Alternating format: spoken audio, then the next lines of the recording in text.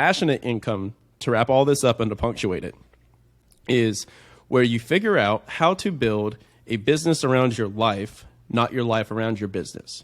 What can you do where you wake up in the morning on freaking fire and make money and revenue from that thing? Because at the end of the day, winners win. And when a winner stops winning, what happens? Complete breakdown of identity, complete loss of ego, depression, anxiety, and a midlife crisis that it can happen at any given point. Hello, everyone, and welcome to the Flow Over Fear podcast, where it is our mission to help you to rise above fear and realize your ultimate potential in leadership and life. I'm your host, Adam Hill, and it is my goal to share with you the human side of high performance. My guests share their experience with fear, anxiety, struggle, challenge, and most importantly, despite all of it, how they rose above it to achieve incredible results. So, if you're ready to rise up, let's get started. Hey everyone, welcome to Flow Over Fear. Thanks for being here. I'm really glad you're here. And I'm excited about my guest today because I know that a lot of people are going to be able to relate to this one. He has made it to the top level of a Fortune 500 company in their sales organization. He became a top producer in that position. And by all outside appearances, he had everything. He had arrived. But what he discovered upon arriving was that corporate America was just not all that it was cracked up to be. So he left. And he spent the next half year traveling the world. And within a year, he would find himself, find financial freedom, financial and lifestyle freedom, and build a top 1% global podcast, which is an amazing podcast, by the way. Brian Luebben is an entrepreneur, a real estate investor, and host of the wildly popular The Action Academy podcast, easy for me to say, where he talks with 7, 8, and 9-figure entrepreneurs about how they earn freedom in life and in business. And as someone who has walked away from corporate life to live a life of abundance and adventure, Brian is on a mission to help 1 million people or more do the same thing through the Action Academy. Brian, dude, thanks for being here, man. Dude, I'm rewriting my bio to what you just said. That sounds way better than what I put. I'll send it to you. Awesome. Can I just have you read it out whenever I'm making an intro? Somebody will ask for an intro for me on any other podcast, and I'll just put your voice in that recording. Yeah, dude, that's my next gig on Fiverr. I'll just do that for a living. Yeah, but thank you so much. Thank you so much for having me, guys. Yeah, thank you for listening. Thank you for tuning in. Adam and I are going to pour into you for the next 30 to 60 minutes, and we promise that we're not going to waste a single one of them. Yeah. Oh, absolutely. And I've heard your podcast, which is amazing. Please check it out because you deliver so much value. I mean, and this is the amazing thing. I mean, you started doing that podcast, what, like a year ago, little over a year ago? Year and a half ago. Before you left your job, having this vision of what you wanted to become, and you just learned over that period of time to deliver so much value in that situation. And you have this phrase that I want to kind of dig into to start, because I want to get into your story, but I want to get into this passive to passionate income idea that you have. So we're all striving for passive income, right? I mean, that income that just keeps coming in, mailbox money. What is the difference between that and your passionate income? Sure. So to preface it, what is on the other side of getting everything you've ever wanted, right? Mm-hmm. So a lot of us think 10 steps ahead and we think that we've arrived, right? Over and over again, we're like, oh man. So first you begin in this kind of corporate setting, which is what I call captive income. Captive income is this process where you are trading your time for money. So 90% of the population, right? I work hard, I make money. I work harder overtime, I make more money, or you are doing a sales-based profession where you have commission, bonuses, whatever have you, that's performance-based. So I work harder, I get more money. Then you move into passive income. Passive income is where you are no longer having your time attached to your money. Money's coming in where you could be laying on the couch, you could be at the beach, doing whatever. This is where we've been for the last 20 years, okay? How many podcasts have financial freedom in their name? Like hundreds, thousands. Right. Yeah. How many articles, how many YouTube videos can we find? How many TikTok videos? Tim Ferriss wrote The 4-Hour Workweek, fantastic book for anybody that hasn't read it. That came out in 2004. So we're on 19 years of talking about financial freedom, traveling around the world. Here's the kicker. People are doing it. I did it at 27 years old. Yeah. So that's the benefit, right, of having information and taking action on it, which Adam and I can get into in this episode. But here's the kicker. You have more people than ever. We've never been richer as a society, as a world, than we are today. We see a lot of fear mongering in the media. We see a lot of pain, uncertainty, regret, and fear. The reality is we have never been wealthier than we are today.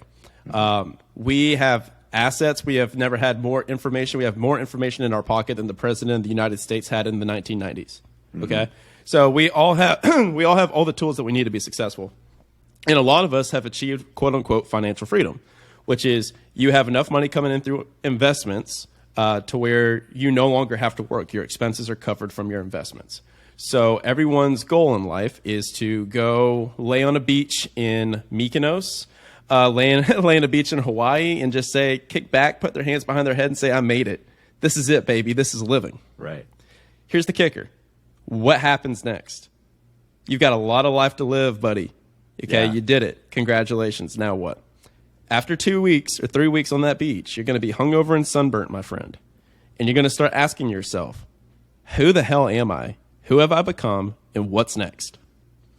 So that's where I come in, because I did the thing that a lot of you guys are looking to do. And I'm 28 years old right now, and a lot of you may be 48, 58, and you're trying to do this thing still. And a lot of people have a heck of a lot more money than I do, and I've got a bunch of buddies that make $100,000 a month passively, $1 million a month passively. I did it off of $20,000, okay, and I pulled it off. But passive income, to wrap all this up and to punctuate it, is where you figure out how to build a business around your life, not your life around your business. What can you do where you wake up in the morning on freaking fire and make money and revenue from that thing? Because at the end of the day, winners win. And when a winner stops winning, what happens? Complete breakdown of identity, complete loss of ego, depression, anxiety, and a midlife crisis that it can happen at any given point. That's all that is. It's just seeing your own mortality and having no idea of what the heck's next. Yeah. So that's what passionate income is. And I'm on a mad dash, a mad mission. My passionate income is helping everyone else find theirs. So I've gone through my process over the last year and a half of trying this, trying that, finally finding my thing that fires me up in the morning. So now I enjoy this so much, and it has me on fire 24/7 that I want to help other people feel that. And another perfect real world example that I can use of this is think of Steve Irwin. Yeah. Like every single person in the world, when Steve Irwin died, we looked at that guy and we're like, holy shit, I wanted his life. To wake up like that every single day, to work at a zoo and work with animals, that's what I think. Everyone has a passion and everyone has a proclivity for something, and an expertise and a knowledge and a love for something to that degree. And I'm here to help people find it and make money from it. I love that distinction, because that's so important, and that's why I wanted to start with it, was because the way you put that there, it's like, everybody has that finish line in mind, right? That like end goal, the sitting on a beach in Mykonos, which you did, and but thinking beyond that is usually not just that's not where our mind goes. It's like, I'll be happy when I'm sitting on a beach in Mykonos and just like bringing in all this cash. But you get to that next part, which is, what about that part where we start saying to ourselves, oh shit, what's next? Like, what am I doing with, like, now this has become normalized. Like, where do I go next? I'd love to kind of step back and look at how that materialized in your own life, and kind of look at your transformation, because you started out in the corporate world. You started working for a company. Can we just walk through that first transformation that you made and see how that popped up? Absolutely. So all I did, and the secret to success, is to stand in the mirror in your underwear and shout affirmations for 4 hours a day. Okay, good. All right, we're done. Yeah. Thanks. Yeah. So there you go, ladies and gentlemen. And then throw a cold plunge in there every Tuesday, and you're off to the races, bucko. Excellent. Good. No, man. So there's a process to it, right? Follow your passion, I think, is terrible advice. It's that advice and the advice that I give in my podcast and my messaging leads to the same end destination, but in different trajectories and different paths. I believe that passion is earned, not deserved. All right? Yeah. I think that there's a process to where you need to do the appropriate measures to earn the right to live this life. It's not a life that is going to be accessible to anyone for any reason. And if it was a life that was accessible to anyone for any reason, it would have zero value because it was easy. Sure. So we want to walk the path. It's like, who was it? Robert Frost said, a road diverged in the woods and I took the path, less taken. Right. Like that's what you want to do because it's worth it. So my long story short, and we can get into the framework, is I graduated college, hopped into corporate America, did my 10,000 hours. It's like that Rocky cut scene where he's doing the training montage. And it's like, you can't avoid that as an entrepreneur. You can't avoid that to get good at something. There is no cheat code. There's no hack. There's no shortcut. You need to make the cold calls. You need to do the door knocks. You need to be in front of people. So that's what I did with the sales profession. Made it to the top of a Fortune 500. I was number 8 out of 5,079 in my position.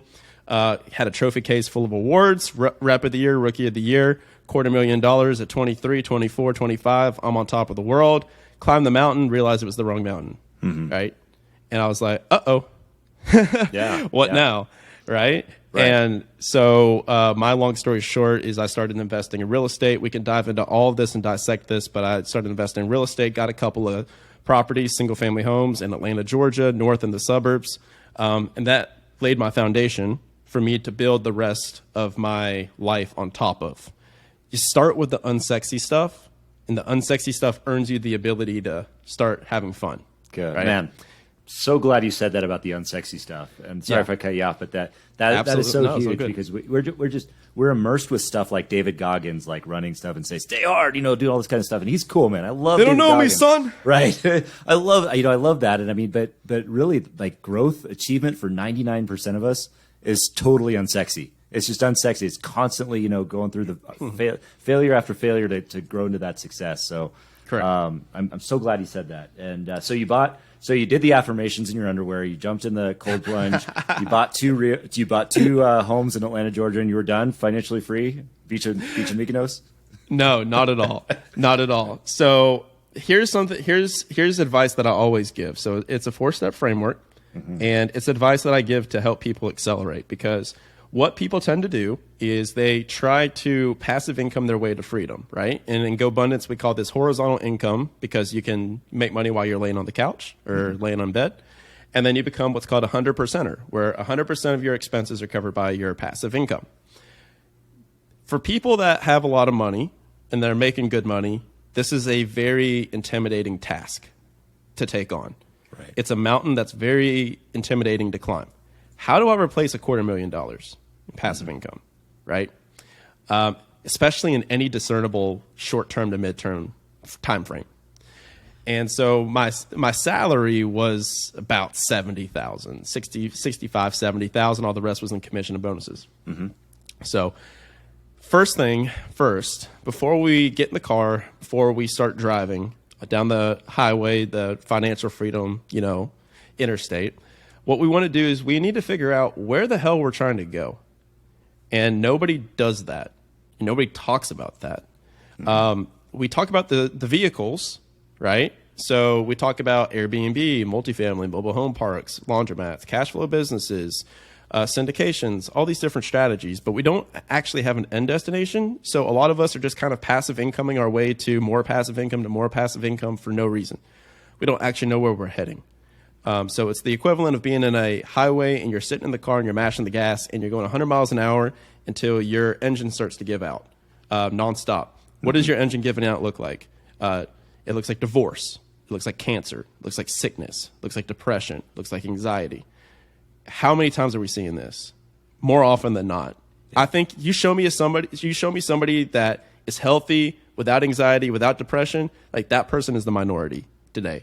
100%. Greatly. Yes. And that's a person that knows where the hell they're going.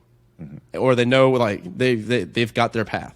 And so when they get in their vehicle and they buckle up their seatbelt and they're like starting to mash the gas, they've got their GPS set, right? So that's the first thing we're going to do. Step 1, set your GPS. What do you want your life to look like in 3 years? We're going to write this out in present tense, and we're going to say, this is what a day looks like. In a perfect world, if you had $100 million wired to your bank account, here's what I would do. Here's where I would live. Here's who I would be with. This is what my schedule looks like. This is where we're living. You know, for me, I was in my cubicle in corporate America and I was riding out. Man, I wake up in the morning and I look out and I see freaking the sun rising over Mykonos in the distance. And I can walk out and I can feel the hot cobblestones on my feet. And I had like this specific suite that was $2,000 a night. And I had this printed out, like literally on my vision board in my office. You can get printed out at CVS or Walgreens, high quality. I had it on the lock screen of my phone for a year and a half. I said, this is where I'm going to be. And I'm going to wake up in the morning. I'm not going to have shit to do. And in the afternoon, I'm going to do my calls for whatever business I'm doing that's remote. Right. And that's going to be my life. And I'm going to be traveling around the world full time. Yeah. And mind you, this is without any real estate, without any passive income, without a remote position. I'm working in corporate America, driving 1 hour to work, 1 hour from work, and multiple hours in between appointments across the state of Georgia each and every day. Yeah. And so that was what time frame is that like was 2019, 2018. Okay. 2018. Gotcha. Yeah, so 5 years ago. And so now I created this vision, and now I'm like, all right, what do I do with this, right? So first things first is you get to work. How do you eat an elephant? One bite at a time. So we don't need to think about how do we replace $20,000 of passive income. You just think about how do I get my first deal. Right. So those are my first couple of deals. My first $4,000 of passive income were 2 podunk little properties in Atlanta, Georgia that I house hacked. I did 3%, 5% down, traditional, conventional mortgages. And so no low to no money down. And I lived in one part of the houses and I rented the other rooms out. And so that, just for those who might not know what house hacking is, so the house hacking is where you're living in one side of the house, you're renting it out, or you're doing something like that. Yeah. Yep. Got it. So I did that. The rents went over the mortgage and the debt service. That's what's called cash flow. And then you take 20% off the top for, CapEx, PITI, just reserves, padding your operations account. And I'm looking at $1,600 net per property. Yeah. I was like, okay, cool. That's dang near, like, it was a little bit more than that, but it was about $4,000. And I looked up one day and I was like, this was in 2021 now. And I looked up and I was like, wow, okay, so I've got enough to where I'm living for free, so I don't have to pay rent or mortgage. And now I've got $4,000 a month coming in. Push comes to shove. It's like I'm making way more than this, but I could live. Yeah. Right? So that's baseline financial independence. So this is phase 2.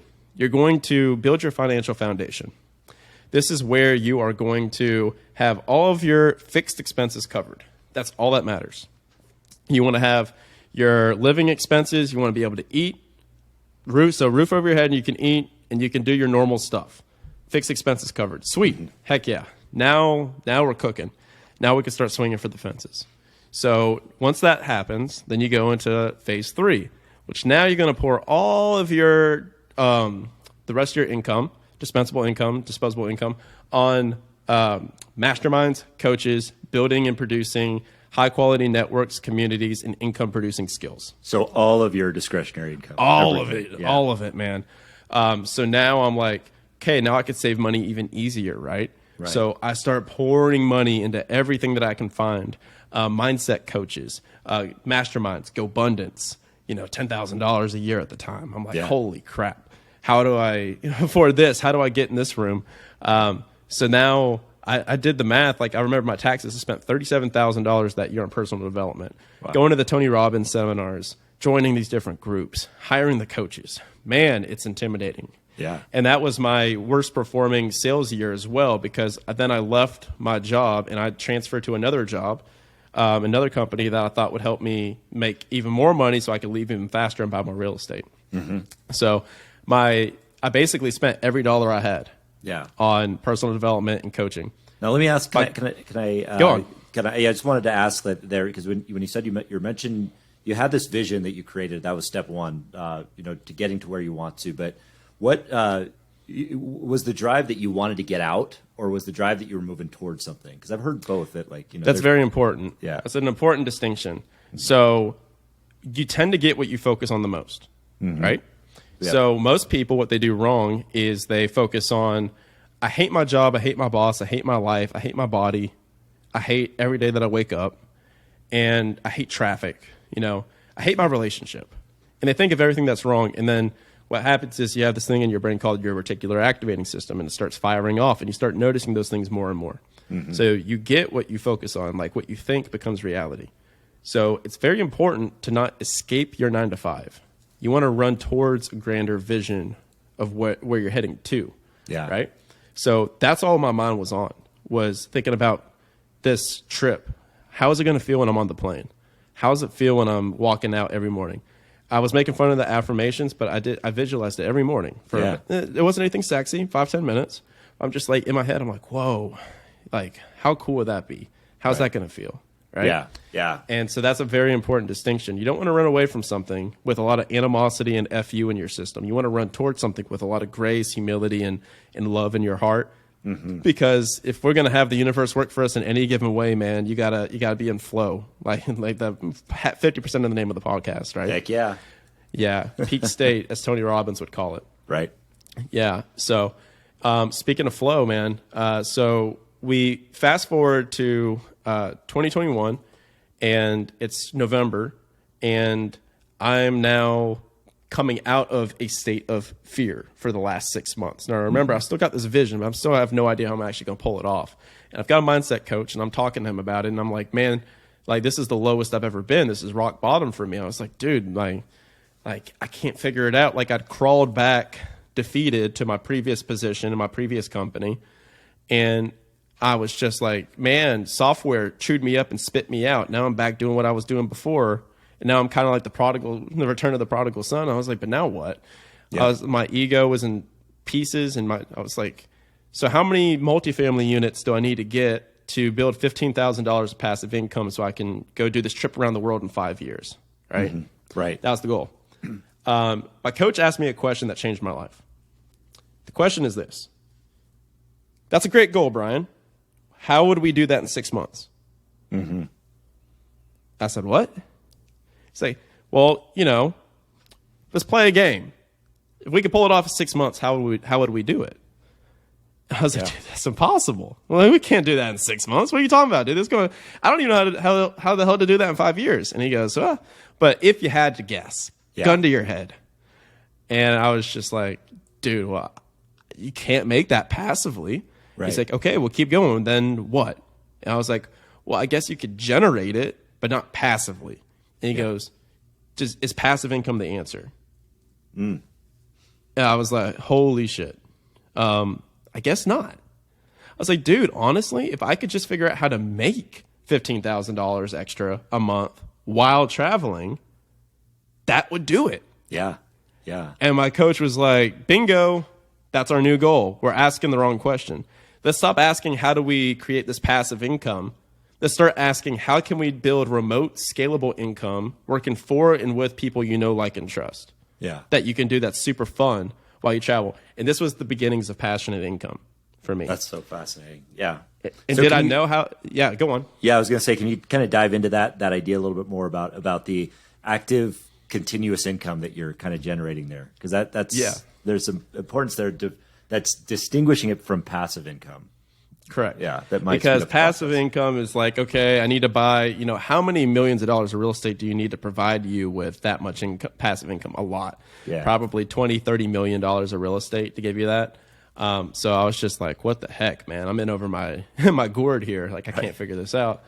So then we changed the goal, and the goal is, how do I build $15,000 in remote income? Now, granted, reminder to the people listening, I was not a remote position. I've never made money online. I was not an influencer. I had no social media following. I was like, I don't know, dude. But I did go to this GoBundance conference, which is a mastermind group. And one of the guys there said, dude, you should start a podcast. And I was like, that sounds fun. I'm going to start a podcast. Mind you, I was not thinking about the income part. I just wanted to do it for free. So I started up the Action Academy podcast. And I started interviewing multimillionaires that had left their job and had done the thing that I'm trying to do. And I took the role of the enthusiastic beginner. So in content positioning, there's two roles that you can play, the enthusiastic beginner or the grizzled veteran.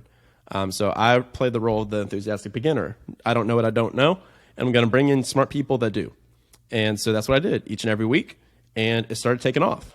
So a couple of months deep into the podcast, we get to, I believe it was December. So like 4 or 5 months into the podcast, 4 months. And all of a sudden I start getting these phone calls from the mastermind group that I'm in and from my mindset coach. And they said, hey man, there's a lot of people signing up from your podcast for our thing. I was like, oh, that's cool. Heck yeah. I'm talking about it a lot. I was like, sweet. They're like, do you want to be an affiliate? And I was like, huh, what's an affiliate? Yeah. And they're like, well, you know, when somebody joins, like you get like a percentage. We'll pay you a percentage to like advertise the thing. And I was like, oh, that sounds fun. Yeah, let's do that. And so I was making 10, 15% off of like $10,000 tickets. Yeah. Right. And then fast forward to January. And now, mind you, I need people to realize the gravity of believing in yourself. 2021, I made like the worst income I've ever made in my life, which for some people listening, like they may be like, okay, shut up, asshole. But I made $72,000 in 2021. Right. And I was making a quarter. Was that after you left your job or before? I went from making a quarter $250,000 a year to being on top of the world at that company. And then in 2021, a software company approached me and poached me. So they approached and poached. And they said, hey, $250,000's chump change. Here you'll make $1 million.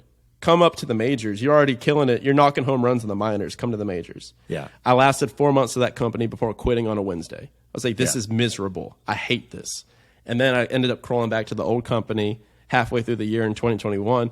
And then I had to rebuild my pipeline. So I had no money. So when I say all my disposable income, every dollar, I wasn't saving any money. All my money went into personal development, coaching. I still kept it up. I still paid for the masterminds. I put them on credit cards if I had to because I knew it was going to freaking work. Yeah, yeah. 2022, January rolls around, and I start doing this affiliate thing. $22,000 from affiliates. All right, $4,000 for my real estate.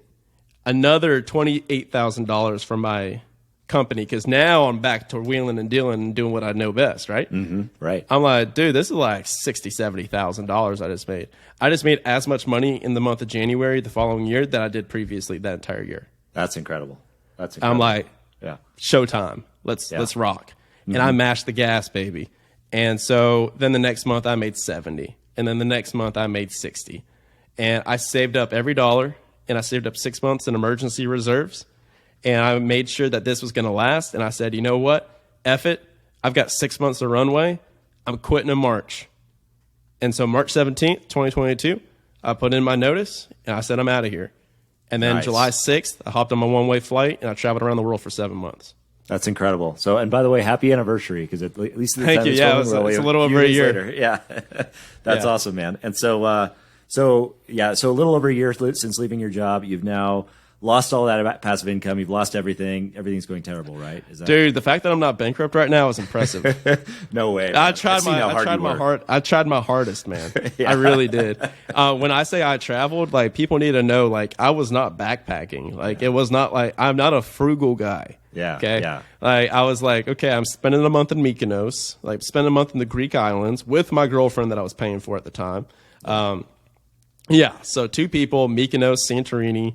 Then we went and lived in Barcelona. We lived in Europe for 3 months. We lived in Brazil for I lived in Brazil because me and my girlfriend broke up. It became cheaper after that.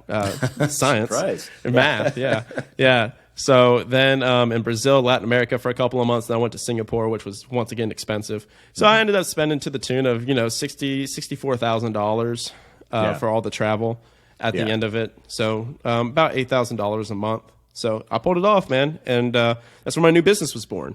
Yeah. And we can go into that process too of figuring out of like kind of going through the stages where you don't know what's next. But I'll pause there. Well, no, I appreciate you putting that together because that's really, really important. And by the way, that $8,000, I mean, a lot of people who are listening to this probably might be making that in a month anyway. So that's like really just you can travel the world spending your income if you can live remotely and if you can be resourceful. And I love that you're resourceful and you redefined, the relationship with trying to get passive income while you're in captive income, and replacing that theory. So that's really good. And I'd love to know, because I mean, there's this transition point where you were, you'd said that you kind of left your job, you went back because, you weren't happy in this other job and you were rebuilding this pipeline. But there had to be the elements of fear of leaving that. Did you have any of that fear? How did you cope with that? How did you get past that and get beyond it? No, man, it was a pretty easy transition. I don't really have fear. Yeah. You know? Okay, good. Yeah. So no, in the psychopath category then, yeah. Yeah, no, the three certainties of life are pain, uncertainty, and the constant need for work. That's from a documentary called Stutz on Netflix, and I really like that. It's true. Yeah. So pain, uncertainty can also be synonymous with fear, right? And I just did a newsletter. If people want to go check out my newsletter, you can check out w2toworldtravel.com. I do a newsletter every Thursday. And I wrote this entire article on what makes a fulfilling life, like what makes a full life. And they interviewed all these people on their deathbed, and they said, what are your top 5 regrets? And of these people, it was kind of the same things over and over again. Things started getting brought up over again.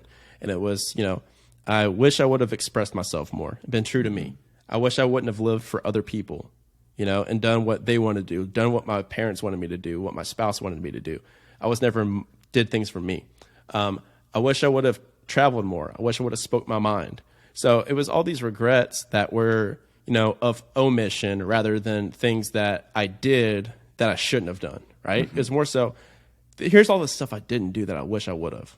Yeah. And so I wrote this entire article that said, okay, if we can look at this in the inverse, we can basically create a formula to a full life. And that formula looks like speaking your mind, living your truth, living your passion, doing things that you want to do, following, your God-given abilities and your passions and your loves. And so at the end of it, I talked about this one ingredient that nobody really talks about.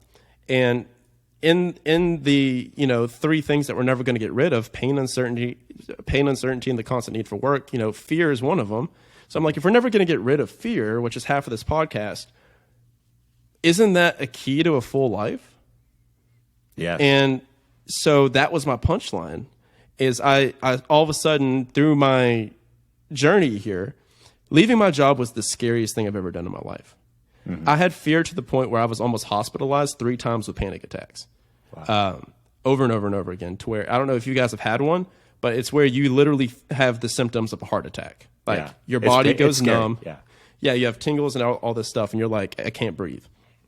And so I was able to pull through, but it was because of my coaches. It was because of my community. It was because of my relationships.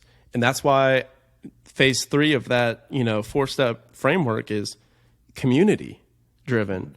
Because here's the thing. When your life is going to shit, your house hacks and your Airbnbs are not going to save you. They're not going to reach out and say, hey, bud, how you doing? Yeah. Yeah. But your community will, your mastermind will, your peers will, your partners will, your friends will, your mentors will, your coaches will. Yeah. Yeah. And so that's what happened, is they had such a support system and had so many bodies of evidence that had done the thing, and they had made it out on the other side, and I knew it was going to be okay. Same thing when I went through my breakup. I was wanting to marry the girl, and I had so many people, going through a breakup like that after 3 years, and you're like, whoa, this didn't work. I thought I was going to have babies with her the next year. Right. And it's gone. Like that, especially in Mykonos, you're like, what the hell? Yeah. And once again, I had an overwhelming group and body of evidence of, hey, I was with, the love of my life for 20 years. We were married, 2 kids, divorced. Now I've been with this one for 30. There's light at the end of the tunnel. Yeah. So community is very important. And what it all wraps up to, fear is the most important part of life, I think. And I believe it's when we use the ability to use fear instead of letting fear use you. So what this means is fear is actually fantastic if you channel it in the correct ways. So how I channel fear is I am terrified of not living up to my full potential. I'm terrified of dying tomorrow and saying yesterday was a waste. I'm terrified of not making an impact on the world. I'm terrified of being a bad father, terrified of being a bad friend, being a bad son, terrified if my mom dies tomorrow and she'll be like, me and Brian weren't too close. Those are good things to be afraid of, because what they do is they spurn action. Fear is the greatest driver of action throughout any emotion. That's why you have dictators throughout history. They're a lot more efficient than nice guys, Promise you. And so I'm like, if we're never going to get rid of fear completely, we might as well learn how to channel the hell out of it. And so that's what I did. Is going through this process was so scary. And I imagined everything going wrong. And a tactical way to approach fear for people that are listening that maybe are getting anxious just listening to this, write it out on paper. You know, Tim Ferriss has this excellent exercise called fear setting. And it's this process where you write all your fears on paper and you make 3 columns and you write out everything that could possibly go wrong. So it's the opposite of what most people preach, where you're like, oh, everything's sunshine and rainbows. Everything's the best in the world. I can visualize it. I can feel the sun on my skin. But what if it doesn't? What if it rains? So I wrote, okay, I'm going to go broke. I'm going to lose all my money. And through writing this, I realized that my greatest fear was not going broke. My greatest fear was the appearance of being broke. Was my greatest fear. So what did that look like? What did that look like? Like, how did that show up? It was the ego. It was the ego part. It wasn't the actual monetary part, because when I was writing it out and on paper, I realized that thought was so laughable, because I've put my 10,000 hours into sales. I was like, okay, I lose all my money. I was like, but that's impossible, because like worst case scenario, I would just simply get another job. Yeah. So my worst case scenario is my present day reality, which is the same as most people that are listening to this that are paralyzed by fear. What's the worst that's going to happen? You're going to get another job. So today is what you're most afraid of. Like listening to this podcast right now. Surprise. Life changer. 5-star rating and review for Adam. So the second thing that I wrote was the fear of failure. That one was it. I'm like, I don't really care about being broke. I'll never be broke. I care about looking broke. I care about having all of my friends say, oh, look at him. That was adorable. He thought he could hit financial freedom and do this world travel. Guess he came home with his tail between his legs. That showed him, told him it wasn't possible. You know, knew he didn't have it in him. He's just a fraud. He's just posting on Instagram. He's full of shit. Right? Yeah. Oh my God. To this day, I still have anxiety of posting on LinkedIn about what I'm doing, because I'm like, what if one day, you know, I have to go back? That's so true. That's my greatest fear. Yeah. And I don't know if it ever goes away, man. I've talked to a lot of people. I don't know if it ever goes away. And it's ridiculous, because I've kind of burned the ships. If you Google Brian Luebben, if you're looking into trying to like hire me, I don't think I'm going to get ever hired again, buddy. Unless you're hiring me as a coach. Like, here's how I quit my job and traveled around the world like 100 different ways in 100 different languages. Yeah. Not the best for a hiring manager. So the ships are burned. But to finish the exercise, you're going to write out all your fears. I was like, I'm going to get robbed. I'm going to get stabbed. I'm going to get hospitalized. I was like pretty convinced I was going to get cancer and die throughout the process. My kidney started hurting, and I was like, oh, well, obviously I've got cancer. I'm going to die, because that makes sense. And then you write out the likelihood of all of these things happening in the next column, and it's like 0%, maybe 1%. You get robbed in Brazil, you know, Colombia, wherever have you.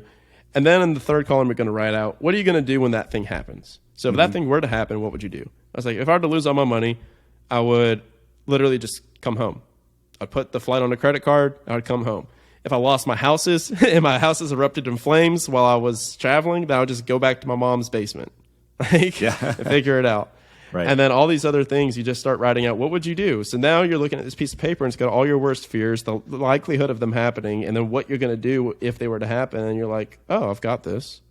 Yeah. And then that's what helped me get through. And then that's how we, you know, pushed through and got on the plane. And, you know, my girlfriend at the time was in, you know, nervous tears on the freaking plane. It wasn't a very sexy and sweet experience, right? We're like, what the fuck are we doing? Hey, who are we to do this? And I'll tell you, man, there's 2 moments in my life that have been moments where, you know, you think back on good times in your life, and you're like, man, I wish I was fully present for that. Like, I wish I knew I was in the good old days before they were gone. 2 moments only in my life that's ever happened, and that's when I was in that Mykonos and I stared out at the same thing that I'd been visualizing for the last 3 years. I could, like, see it. I was there. I did it. Like, that gives me goosebumps even today, like, to think about that. And then when I was in Singapore, I had this bucket list of staying at the Marina Bay Sands, which is the famous hotel in Singapore. So I literally, like, took this notebook. For people that are watching the video, I've got the notebook from Marina Bay, and then I wrote out my goals for 2023, and I got them all written out. And it was Love New it. Year's, and I wrote little fireworks in the back. And my 3 goals, I said, call on my 2023 shots: 500 members of the Action Academy community, 25,000 daily podcast listeners, and $1 million ARR business income generated. Yeah. And I said, written December 28th. And so in Singapore, when I was sitting in that pool and I was looking over 57 stories of all these skyscrapers and massive levels of wealth, I said, dude, how ridiculous is it for us to be fretting over a couple 100,000 when each one of these skyscrapers has created billions of dollars of wealth? I can see thousands of them. Mm-hmm. Yeah. And we're fretting over $100,000. I was like, there's Right. so much wealth and abundance out there in the world. Like, each one of us definitely has the ability and God-given right to go take it. That's so good and so much there. And just for clarification, the ARR that you're talking about there, that's annual recurring revenue. Correct. Right. Yeah. Okay. Yeah. And then, the fear part, that's so huge because that one of the recurring things that comes up, and I hope everybody listening caught the C word, which is community, because that consistently comes up every single interview with these high achievers that have achieved something, that have left a situation that wasn't making them happy, that was achieving something greater, that was starting a new thing, that was rising above fear, that was embracing fear and moving beyond it. They had a community. They found the mentors. They found the coaches. They found the people that supported them and had what they wanted, so that they could pursue it. And yeah, Brian's no different here. Proof of that. And that fear exists regardless. Fear, it does not go away. Ever. It just looks different. Same as problems. Yeah. So when you get when you're a millionaire, like I hit millionaire status, there was no confetti. What the hell? I was sold a different plate. I guess. Oh, you didn't get the confetti? Oh, well, Did they gotta get you I'll make a call. Yeah, call your guy, man. I don't know where the confetti was in my car when I was driving home from Fulton Industrial Boulevard in Atlanta, Georgia. But it wasn't there. But yeah, man, it's just like it never goes away. It just looks different. Yeah.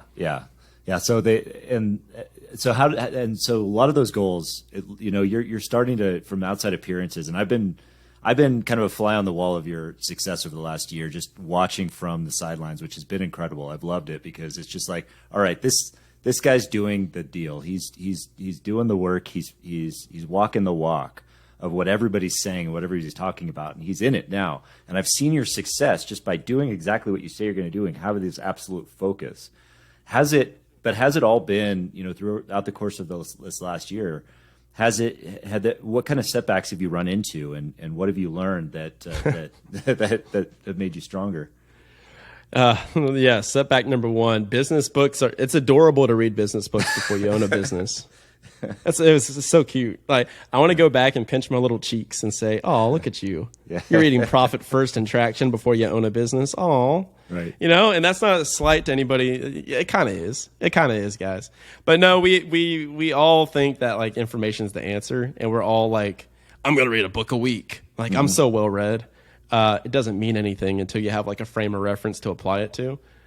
So this first quarter of this year, operating my new business, like running a team, hiring, firing, inspiring. Oh my God, dude. A whole new skill set that I have to learn. It's been a wild ride. So my business, to kind of like back up a bit, I was traveling and I was like, I did it. Yay. Mm-hmm. Congratulations. Success. Now what? Right? What we talked about at the beginning of the episode. And so I entered unwillingly into a period of life that is natural, that nobody talks about, which is navigation. So there's 2 seasons of life that we're going to pivot between throughout our entire lives. It's navigation and acceleration. Mm-hmm. And we freak out whenever one of these seasons comes, but the reality is just like night, day, sunshine, rain, like navigation and acceleration are going to happen. Right. And so navigation is the period of time where you have to slow down and you have to take time for rest, and you have to take time to let the next thing materialize. So this is after, maybe after you hit your first million, after you hit your promotion, this is where a lot of people's like midlife crisis comes in, right? So it's like the kids are kind of grown, they're exiting the house. Like, me and my wife are on our own, like, now what? And now you're like trying to like recalculate and recalibrate, like, what's our vision? Like, what are we doing here? Mm-hmm. And so that's navigation. And you're taking time to slow down. Like, this is when I was traveling for 4 months. I had no idea what was next. And that was so stress inducing for me, ironically. Yeah. Because I'm like, dude, I'm not done. Like, this is my prime earning years. Like, this is where I have to throttle it, but I don't know what my business is. And it kept like going like that until I finally just surrendered, man. That's my word of the year. Last year was surrender. This year is scale. And I surrendered, and I just said, you know what? It's going to happen when it's going to happen. And I'm going to know when I'm going to know. And there's nothing I can do to rush the process. And I was in Brazil. And finally, on month 4 of my navigation in my surrender experiment, which is a fantastic book by Michael Singer, it came to me. And I was just like, you know, I did this thing, and this thing is cool. I was like, but I'm good. Like, I'm financially independent. Like, heck yeah. But that's not enough for me anymore. I don't have a family yet. You know, I thought I was going to, but I don't now. Yeah. And I was like, I need to do something that's bigger than me for me to keep pushing and keep growing. So then I was like, I'm going to help 1 million other people leave corporate America like I did and go do their thing. It doesn't need to be traveling around the world, but if somebody wants to leave and start an Airbnb business and they love hospitality, like, I want them to do that. If somebody wants to go start a brewery and move out to Colorado, like, I want them to do that. If somebody wants to be a full-time musician, let's get you a couple Airbnbs so you can get out of your CPA job and be a musician full-time. Just give it a shot. Yeah. You know? So that's my mission now, is I'm going to help 1 million people do it. And so I was like, I'm going to make an online course to teach people how to do this. And that was the original idea. And so here's a very important lesson in business and entrepreneurship for people that are listening as we kind of close this out. Do not sit and think of an idea forever and iterate and iterate and iterate in your own head, in your own thought bubbles, in your own echo chamber. You know, there's this book called The Mom Test, where if you go to your mom, hey, I've got this business idea. Oh, it's the best business idea in the world, honey. Right? Right. So what you do is you start with a problem. You don't start with a solution. You start with a problem. You build the solution. So the problem was that there is no resource helping people transition smoothly from corporate America to entrepreneurship. You have like real estate, you have coaching, you have all these different 900 resources, but none of them like consolidated together, where it's like, hey, here's like the passive income strategies, but here's also how you create your vision. Yeah. Let me hold your hand as you're leaving. You're about to have a panic attack. I got you. Here's how we prevent that. Yeah. Right? Like, here's how we replace your identity with this new person that's an entrepreneur, and here's how you manage your schedule now that somebody's not telling you what to do. All these soft skills baked into the hard cash flow. And I was like, I'm going to do that. And so I released the first version, which was a course. And then I quickly realized, okay, this isn't a course. Like, this is a community. I was like, I'm building the community that I wanted and I needed before. So then I started iterating again, version 2, version 3, version 4. And all the while I'm collecting revenue. That's important. Just charge like something and then up the price as you go. So I started with $1,500. I messaged like 40 people that asked me for coaching. I was like, hey, $1,500. Here's this idea. Here's this thing. Are you in? Yes. Cool. I was like, got something. Product market fit. Heck yeah. Yeah. And then you just keep going and you iterate and you improve and you get feedback and then you improve. Now here we are 7 months later, 130 members in the Action Academy community, where it's like our job is to replace corporate with cash flow. And that's my full-time job now.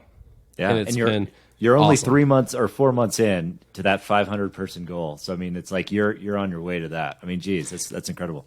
Yeah. ARR is at 162,000.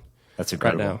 Yeah. So a bit behind. $250,000 was Q1 goal. Yeah. So a bit behind because lead flow is more difficult. You know, I need to talk to like 80 people because 50% of them are not going to be a good fit.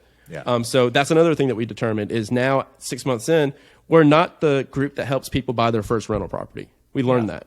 Right. And that took trial and error. And that included people joining the community trying to buy their first rental property. And they were like, what is this? We can't do this. And it happened to refund them. Yeah. That's a good business lesson. Yes. We do intermediate to high level strategy. We help people that are between 1 and 20 properties scale faster. So if you've already done the thing, you bought the Airbnb, you're already house hacking, you've already got a rental or two, and you're like, how are people taking down a 100-unit multifamily? How are people taking down self-storage? How are people doing these luxury Airbnbs? We give you the fast strategies to get you out of your job in 12 months.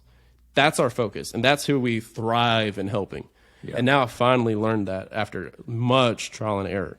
So it's awesome. That is incredible, and it's so important to note, and I think that was such wisdom was dropped there with regard to, don't try and just build this thing that you think is going to. Don't wait for the idea to come that is going to magically change things, because you're not. Don't build the next Facebook. Yeah, you're not immediately going to think to yourself oh yeah, I'm going to help a million people to get out of corporate America by helping them to scale this, and you're not going to just think of that without the trial and error. The trial and error is the important part. That is business. Learning that. Yeah, absolutely. And nobody talks about that stuff, man.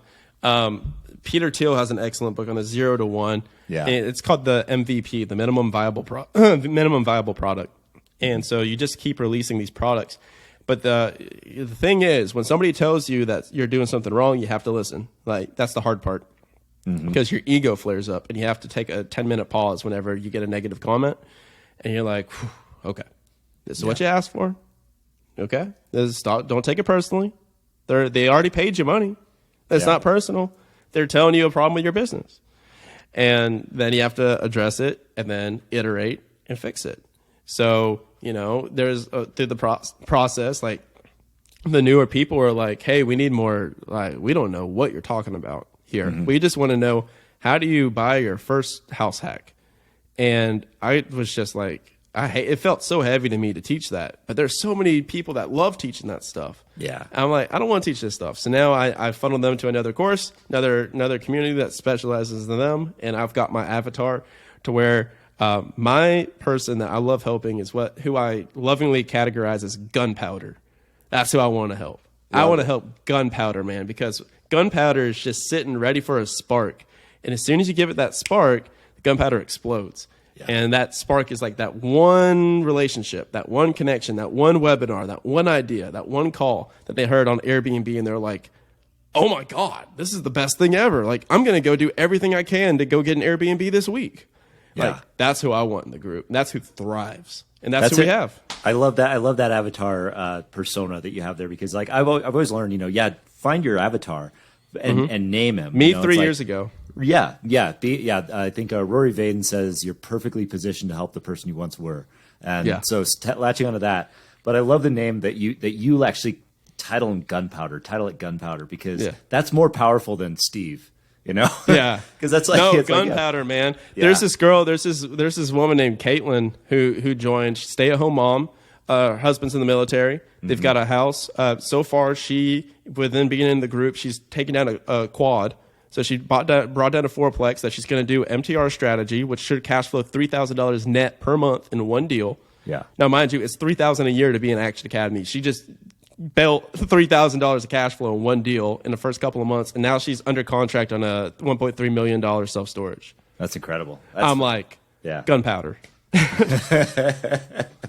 That's fantastic. Well, it's and I know we're running short on time here. I mean, I could probably we'll definitely do a phase 2 on this, but I want to ask about the podcast and ask how that's going, because I mean, you've just rocketed on that thing, and I mean, you're the guests you have. You've got such high quality guests on there, 7, 8, 9 figure entrepreneurs that are really, have you learned a lot from that, and are you starting and how have you built? I mean, are you just? I mean, you mentioned you've done this organically. So are you just kind of feeding the machine with passion, or what's going on there? How are you doing it?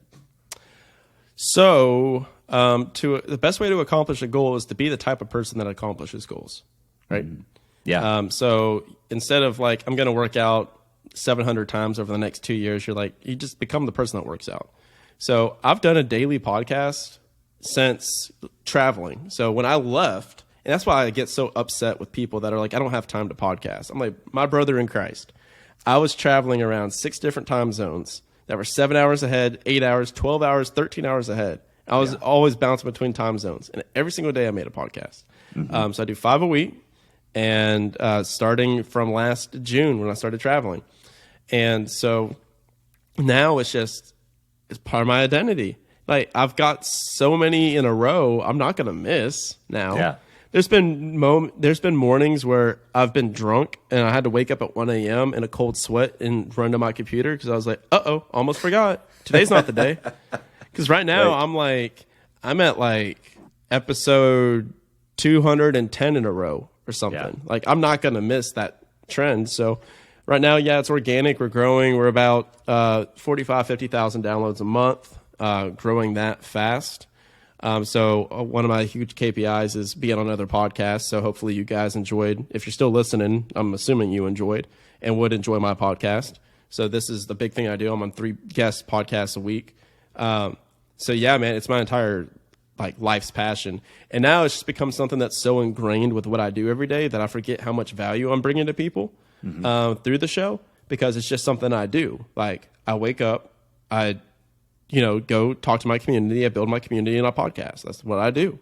Yeah. And you just see numbers on the screen and you forget until you see somebody and they're like, dude, that one episode completely changed my business. It completely changed my life. I had a girl that joined the community and she said, I was submitting offers for my first rental property and I had submitted 10 offers and I got beat out by an all cash buyer from California. And I was so defeated. And I listened to one of your podcasts 7 months ago. And it was the perfect thing I needed to hear at the time to convince me to keep going and to submit more offers. And I told my realtor to submit 5 more offers, and one of those offers was the one that got accepted for my first rental. Boom. And it's you don't hear about that stuff. Mm-hmm. I heard about it 7 months after the fact when she joined my community. So all these people when you're creating content are silently you're depositing value into them without you even knowing. So the cool thing is that the thing that I'm starting to get a bit better at is asking, for help in return. Mm-hmm. So what that looks like is me saying, hey guys, listen to this podcast, check out my podcast, share Adam's show, share my show. There's plenty of room and rotation for your podcast. If you're interested in the community, book a free call. I do free 15-minute coaching calls as an intro to the community, asking for help. I'm getting better at it, but it took a while. It does. I mean, there's this ego there that's I don't want to bug people, or I don't want to. Right. Really, it's inflecting you. I mean, I found, I don't know if you found this, but it's just when you're starting to ask for help and say that, you're also inclined to give more value. You're just you're inclined to say, hey, how can I help you? Or what can I do? What can we do to make this? And it's just so many more connections have been made since that transition. Also, another important point to that is a lot of people will have this motivation for starting a podcast. Mm-hmm. And they'll say, I'm trying to raise money for my multifamily. I'm trying to do this for my business. I'm trying to do that. I'm trying to build money or sell this online course. I did my podcast for a year without any intention of profit. Mm-hmm. Now I ended up making some side profit from it, from the affiliates, but I never advertised anything traditionally on the show for a year. I just did it to help people. Yeah. So the rule of content is the longer that you can build a runway of depositing value without making an ask, the larger the ask can be. Mm-hmm. So if you think that you could start a podcast tomorrow and sell a $3,000 mastermind program that people will jump hand over fist to be a part of, you are wrong. You're mistaken. You haven't deposited enough value. You haven't done your reps. But I did. I built, I did an entire year. My entire business model that I think more people should follow, I don't get why they don't, is I give all the information away for free. It's on the podcast. I've got over 300 hours for free. Mm-hmm. You pay for the execution. So it's I give you the information for free. You pay to be in the group where somebody is staring you in the eyeballs and they're like, hey, I'm in your pod. You said that you were going to call 50 brokers this week. Why didn't you? Do you not care about your goal? That's where the rubber meets the road. Right. Is that? Yeah, absolutely. Absolutely. Well, dude, this has been awesome. And I wanted to touch on too, you're offering 15-minute coaching calls. Can you just kind of touch on what you're doing there? Yeah. So, like I said, again, what our avatar is if you got a rental, or if you're in your first house hack, your first rental property, you're trying to scale up, leave your job within 12 months. That's our jam. That's our sweet spot. Happy to do a call. I'll give Adam my Calendly. You can just book directly there with me, and I will coach you. If it's not a fit, I'll tell you it's not a fit. If there's a different program, some people are coming in, they're like, hey, I just want to do Airbnb. I don't want to do all the rest of this stuff. Cool. I got plenty of Airbnb girls and guys for you. I'll direct you to them. because it doesn't really matter to me. So feel free to book a 15-minute call with me. If you want something to read, w2toworldtravel.com. That's a 30-page free guide walking you guys through the step-by-step, the 4-step framework that we talked about today. Besides that, check out Action Academy Podcast. I'm on there every single day, and I'm not going anywhere. Awesome, Brian, dude. This was awesome. Yeah, please do check out Brian. Check out the Action Academy Podcast. Check out everything he's doing. This guy drops so much value on social media, on his podcast. I'm a frequent listener. I'm a stalker on Instagram. Keep doing it, dude. Thanks for staying with me today and sharing some of your wisdom. Thanks for having me, buddy. This is awesome what you're doing, man, and it's a great show. When this airs, I'll put it on my show too to promote this out, man. This is a great concept. You're helping a lot of people. Thanks, man. Me. Appreciate that. And to all you out there listening, thank you so much for joining us, and we will see you next time. Hey everyone, thanks for tuning in to the Flow Over Fear podcast. If you'd like to learn more about getting into flow and learn the foundations of flow, I have a free video series on my website at www.adamcliffordhill.com called The Foundations of Flow. Feel free to go there and download it and start your journey to rising above fear and achieving greater flow in your life. And if you liked this episode, and I'm guessing you did if you stuck around for this long, then please do me a favor and hit the subscribe button, and you will receive notifications when I have new interviews, new recaps, and new trainings that pop up on YouTube. Thanks again for joining us.